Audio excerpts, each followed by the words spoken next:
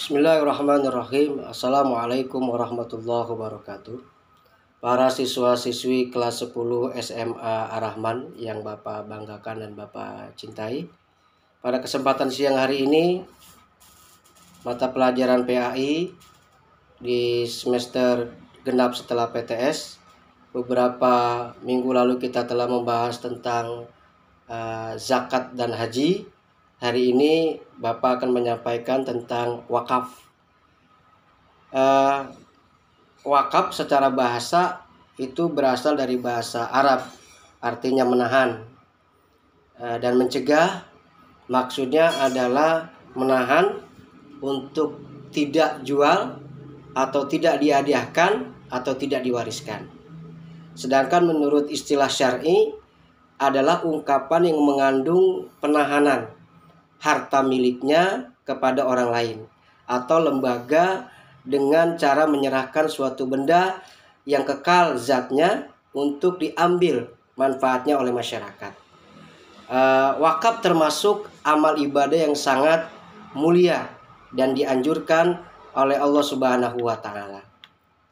Adapun dalil tentang wakaf ini dalam surah Ali Imran ayat 92 surat ketiga, Allah Subhanahu wa taala berfirman, Bismillahirrahmanirrahim, lan tanalul birra hatta tunfiqu mimma tuhibbun wa ma tunfiqu min syai'in fa innallaha bihi alim.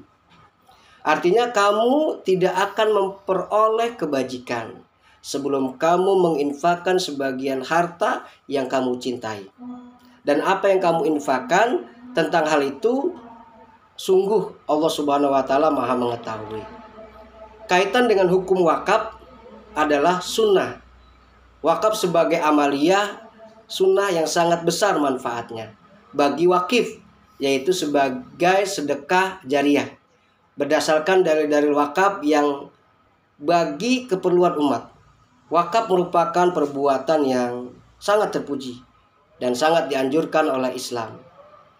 Dalam hal ini ada rukun-rukun wakaf. Yang pertama, rukun wakaf itu orang yang berwakif atau al-wakif, orang yang mewakafkan.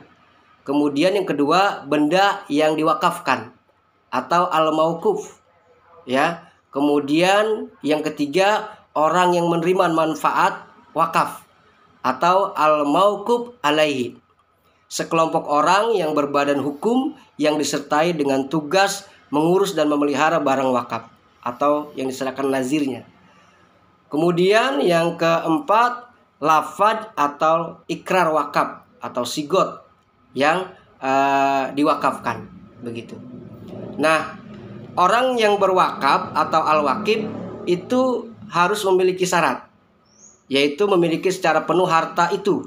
Artinya dia tidak bukan harta orang lain, begitu. Itu harta hak miliknya. Kemudian berakal, kemudian juga baligh dan mampu bertindak secara hukum. Artinya implikasinya bukan orang-orang yang bodoh yang dalam mewakafkan itu. Kemudian selanjutnya adalah harta wakaf dan pemanfaatannya. Wakaf benda tidak bergerak itu bagian dari sebuah harta yang diwakafkan, gitu. Misalkan hak atas tanah, hak atas bangunan, hak atas tanaman, atau hak atas milik. Kemudian juga ada wakaf yang bergerak seperti logam mulia misalkan, kendaraan misalkan, ya. Kemudian wakaf uang yang dilakukan oleh lembaga keuangan syariah misalkan, begitu, ya. Kemudian para siswa sekalian, ada contoh-contoh wakaf biasanya yang sering kita jumpai dan kita temui. Ada wakaf tunai seperti misalkan logam mulia, uang, emas, segala macam.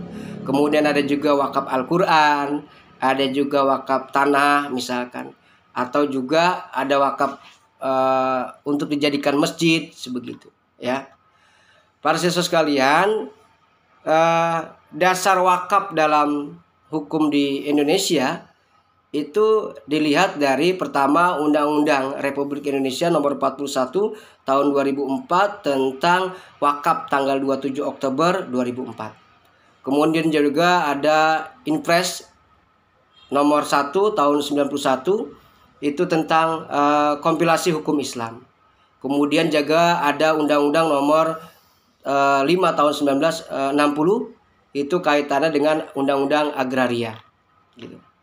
Nah, para siswa sekalian, harusnya ketika kita memberikan wakaf itu, kita juga harus memiliki sertifikat wakaf, begitu. Jangan memberikan wakaf itu yang sedang dalam persengketaan, begitu, ya.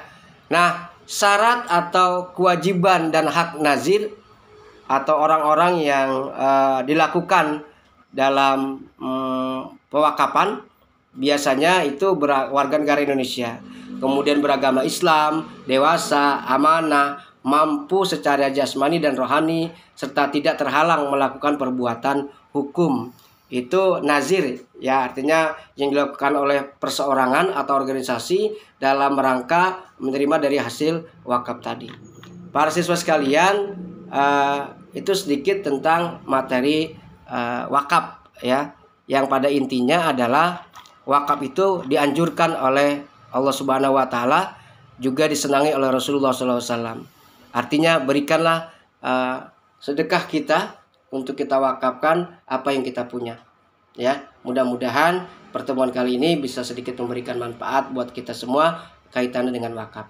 Nah, tugas untuk pada siang hari ini, silakan Anda mencatat apa yang saya sampaikan, kemudian bisa dikirim ke lewat CBT SMA Ar-Rahman atau bisa langsung ke Japri Bapak tulisan kalian semua. Semoga semuanya sehat walafiat, panjang umur, dan diberikan kemudahan dalam segala sesuatunya. Wallahu a'lam. Assalamualaikum warahmatullahi wabarakatuh.